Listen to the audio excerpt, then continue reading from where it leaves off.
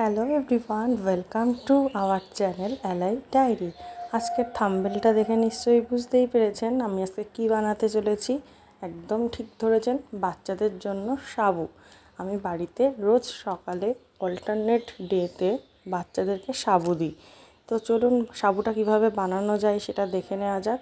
তার জন্য প্রথমেই সাবুটাকে আমি ভালো করে জলে ভিজিয়ে রেখে ধুয়ে নিয়েছি। এই ধরুন 1-2 ঘন্টা ভিজিয়ে রাখলেই চলবে। এবার সেটাকে একটা পরিষ্কার পাত্রে বসিয়ে দিয়েছি। আর তাতে কিন্তু আমি বাচ্চাদের জন্য যে খাবার জলটা ব্যবহার করি সেই জলটাই দিয়েছি। আর সাবু কিন্তু একটা নিয়ম আছে, সাবু যদি আপনি রান্না করেন তাহলে সাবু হচ্ছে আর আপনি আপনার কাজ করছেন, এটা কিন্তু করলে একদমই চলবে না।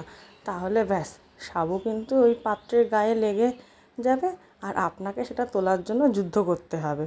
তো এখন দেখতেই পাচ্ছেন সাবুরা গরম জলের মধ্যে ফুটছে, অনবরত কে আগে গলে যাবে সেই কম্পিটিশানই চলছে মনে হয় ওদের মধ্যে।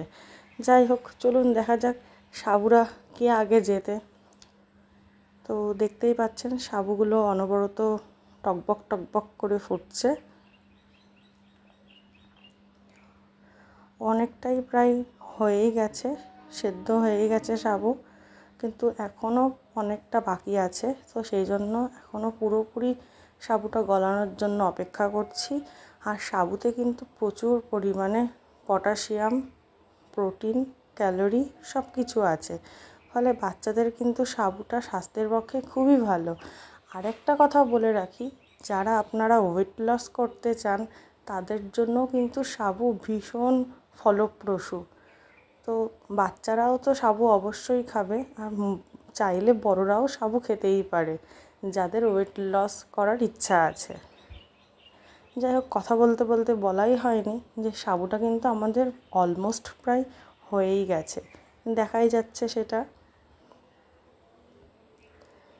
এই যে এখন আমি গ্যাসের আঁচটা একেবারে বন্ধ করে দিয়েছি আর সাবুটা ভালো মতো গলে গেছে। এবার আর 5 মিনিট ওয়েট করলে আমি এবার বাটিতে ঢেলে বাচ্চাদের জন্য খাবার প্রস্তুত করব। আমি বড় বাটিতেই রেখেছি, এটাকে ঠান্ডা করতে দিচ্ছি। আর এতে আমি সামান্য একটু লবণ আর চিনিও কিন্তু অ্যাড করেছি। দেখতেই পাচ্ছেন সাবুটা এখন কি সুন্দর ঘনত্বে এসে গেছে, এটা কিন্তু একদম অ্যাপ্রোপ্রিয়েট। ভিডিওটি দেখার জন্য অসংখ্য ধন্যবাদ। ভালো লাগলে লাইক, শেয়ার অ্যান্ড সাবস্ক্রাইব করতে ভুলবেন না।